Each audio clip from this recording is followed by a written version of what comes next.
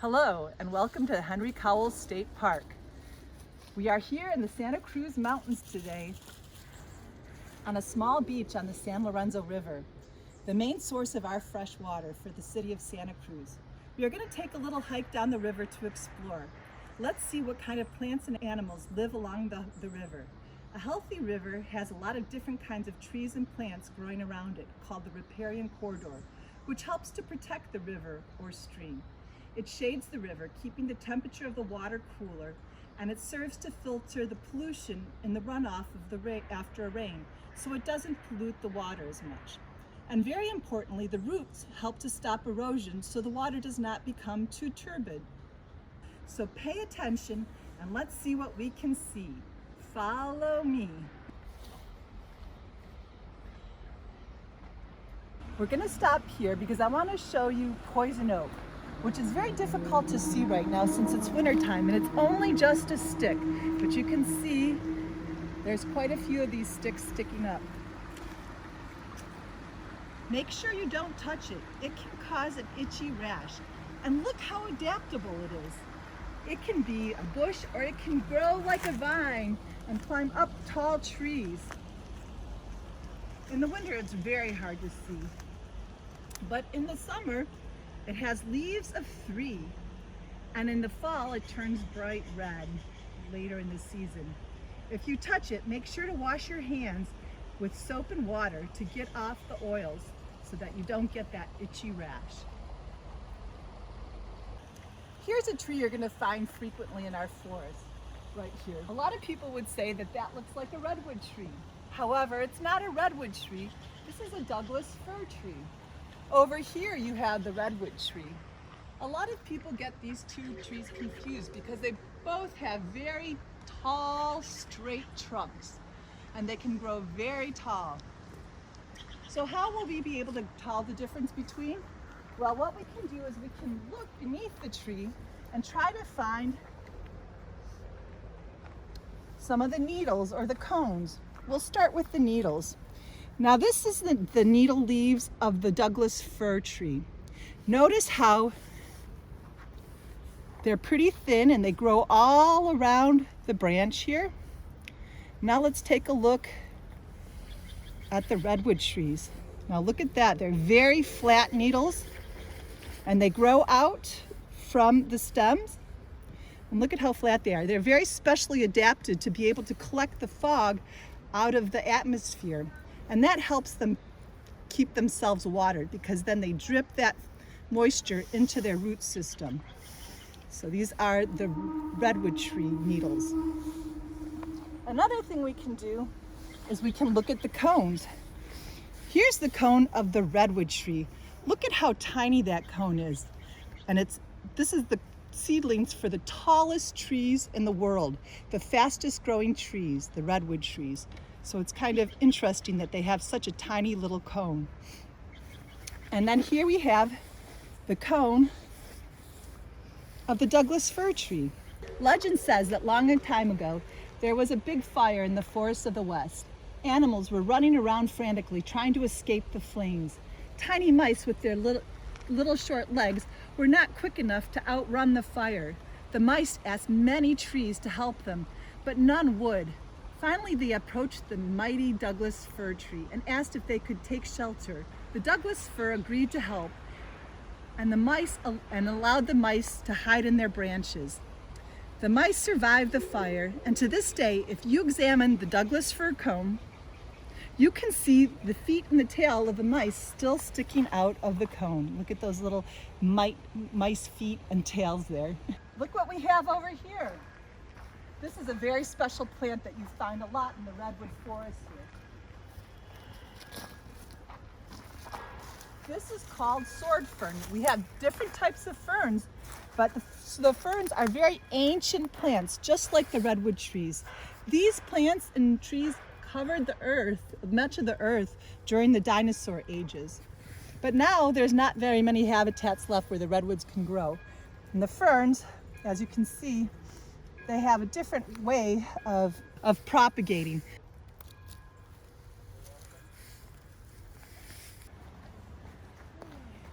Let's stop here and take a look at this old log. So it doesn't look like much, but this is actually a habitat for a lot of different animals. And what's happening here is very important for the ecosystem. Have you ever heard of the FBI? That's fungus, bacteria, and invertebrate. Invertebrate are like insects and worms, and they are the decomposers. So not only are they living in here and thriving in here, they're also helping to break down this old wood and turn it into very rich, nutritious soil for future generations of plants and trees that are going to grow up in this area. And over here you can see several generations of redwood trees. Let's take a look. Now, as I said before, redwood trees are the fastest growing trees, the tallest trees in the world. Now you could kind of guess that these redwood trees here may be about 300 or 400 years old. Look at all the offshoots. I showed you the little cone, but many of the redwood trees don't start from the cone. Only about 5 or 10% start from a cone, the seedlings of the cone. Most of them start from these offshoots. These are called suckers, and they will grow up around here. And what could have happened possibly here is that there was the mother tree in the center, and these were its offshoots that grew to be adult trees. We call this sort of thing a fairy ring, where that large tree died out in front of it, and then its younger trees grew up around it. And over here is a plant that loves the redwood and only grow underneath redwood trees. It's called redwood sorrel.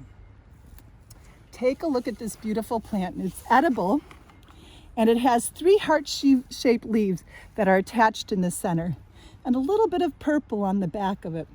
They're very special to the redwood forest.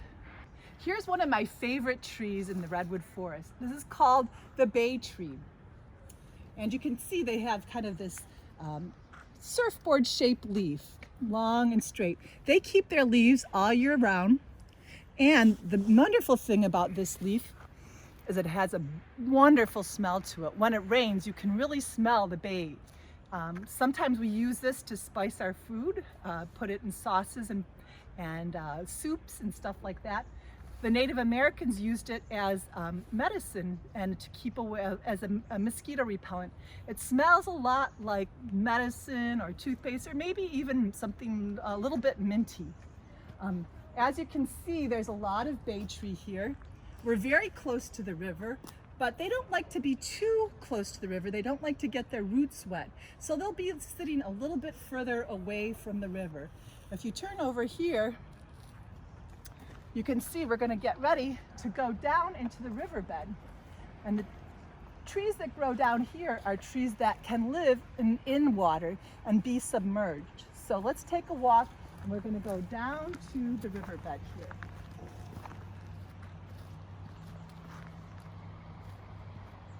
So here we are down in the center of our watershed. We are in the riverbed of the San Lorenzo River. How do we know we're in the riverbed? Well, we can look around and we can see what's around us. We can see a lot of smooth rocks, and they get smoothed over the years. Some of the fresher rocks that break off are a little bit sharper.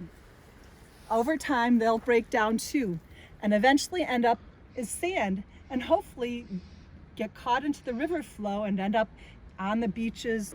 You can also see lots of roots here holding back the erosion. So this is really good. This shows that this is a pretty healthy river here with all these roots and plants around it. And let's take a look at some of the plants that are growing in here. One of the most important plants is the willow. You can see how the willow's kind of been pushed by the river stream. Sometimes the water will fill up this whole entire area, and these willows will become submerged underwater. They're very supple, and they can bend quite easily. Their branches can bend quite easily. They were used by the Native Americans to make hoops. They could bend into hoops to make frames for their tule shelters. And you can see these leaves. These were used, that and the barks of the trees were used as medicine. So here's the river, and we're gonna get ready to sit down and record some of our observations, some of the things that we've seen. We're going to use good descriptive words and some illustrations to really show this, to make this come alive. So turn your journals to page 8 and 9, and you will find an area that you can fill in your observations. And then after that, what we're going to do is we're going to create a map together. In creating a map, first of all, what we need to do is figure out our orientation. Which direction is north? So for that, I'm going to use my compass. And I'm going to hold it so I can figure out which direction north is. Which is right here, in this direction. So up on top of our map, since we know the San Lorenzo River comes from the north and starts up on top of the summit, let's draw the top of our mountains here, the top of our summit, to just show that we know where the river's coming from and from which direction. It's coming north. Now the headwaters of the San Lorenzo, the very start of it, are about 20 miles still north from here. And what we're seeing is just a little section, only 6 miles from Santa Cruz. So this water that started up at the headwaters has already traveled about 20 miles down the mountain, being pushed by gravity. So let's show how we show the river coming through here. So here's the river curving to the east, coming back to this side. Here it is. The river comes right through our map. All right. And down here, let's show the ocean. That's where this river is flowing to. So we're going to just put some waves down here. This river ends where the boardwalk is and enters the ocean. We call that the mouth of the river. All right? And let's figure out which side of the river we are sitting on. If this is north, then this is east over here, and here we are on the east side of the river. I'm going to use a little star to show where we are on our map. And here I'm going to draw the star. This is our legend or our key that shows what each symbol is. So the star equals me. All right. And then I'm going to note inside the river the different habitat reaches. So inside the river there are different habitats. Up there you can see the beach that we began with up there. Let's just to show this beach, let's just create a little sandy beach, and we'll do that by making little dots like that. So here's a sandy beach, and we can see across the way from us is more of a sandy beach. So here that shows the sand. And then we're going to show the water, the habitat, what we see here. See how flat that water is. We call this flat water. So I'm going to draw these lines, these flat lines, to show the flat water. Inside the flat water is where you're going to find the steelhead trout, and they love to be in that calmer water. It's moving, but it's not moving that fast. And then you can see the water comes to this rocky point here. Let's draw that in right near us here. And what happens here is we get a little riffle where the white is, and that's what you can hear so well. So here's the riffle going over the rocks here. That bumpy water is called a riffle, and there's a lot of insects and invertebrates that love this bumpy, oxygenated water. So that's where they're going to be found. And a lot of fish love those insects too, so they'll enjoy eating from this area too, where there's a little bit more white in the water, a little bit more oxygen. Then if you look over to the side, the water becomes very, very calm, and we call these pools. So we have a pool right over here where the water kind of stops and even kind of circles back on itself. That is very calm water. Well, you'll find maybe amphibians or insects that don't like a lot of motion and a lot of oxygen. They don't need as much oxygen in their water. So that is a pool. So these are the different habitats that we have just inside our river. Then let's draw this path that we took to get over to this beach. Here's that path that we walked along, and the little path we took down to the riverbed. Here we are now. And what kind of trees and plants did we see along the way? Do you remember seeing the Douglas fir? Let's make the Douglas fir symbol a large trunk with the branches sticking out. And that's the way the stem had the little leaves coming off of it from all the way around it. So here we go, we have the Douglas fir. Now we don't have to draw every single Douglas fir that we saw, but we can put them in the points that we saw them. Across the way from that, we saw a big redwood tree, the big coastal redwood tree. And we saw another little grouping of them down here right before we turned off the path. So those are our redwood trees. We'll put that into our legend here.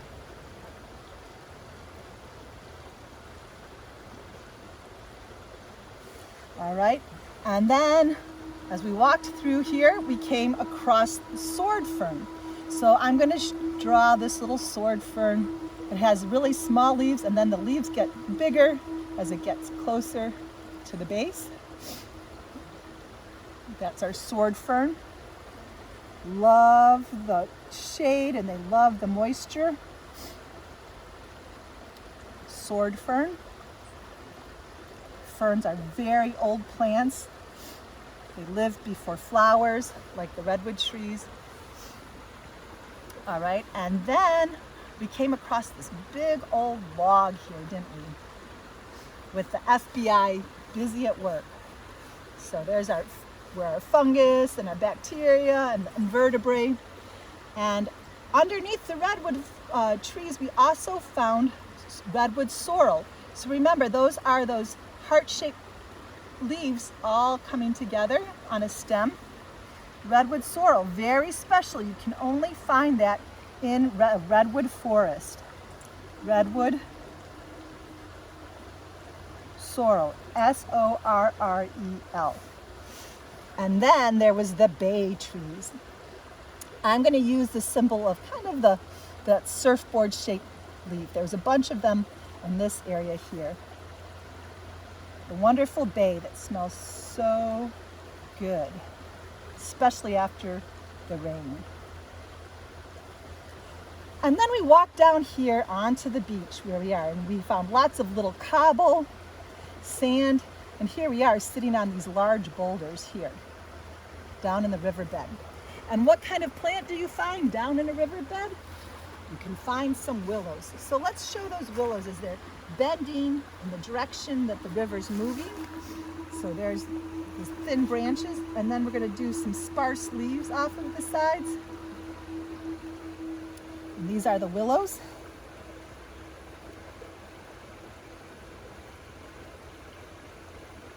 Very important filter for the water too. They catch a lot of the pollutants before it gets into the river. And now if we've seen any animals, we can add that. If we've seen ducks, if we've seen birds, and we can complete our map and even color it in if you'd like. Look, there's a mallard duck. We can add that into our map too. Any animals that you've seen, you can put them into your map and you can put little description in there. So I'm going to draw, it's a little mallard duck. I'm just going to draw the duck in there where I saw it. And I don't have colors, but I can write mallard duck here. And to show that it's male, I can put this symbol there to show it's a male duck because it's got all the green colors on it. And any other animals that we see, we can put in here and then maybe make a description or write a description over in our observation side of our journal. So the rest of the journal is up to you, what you want to add into it. If you want to add color, more details, you can keep other journals too. You can always make your own journal. And when you go out and explore, it's going to help you remember and help you share that information with other people.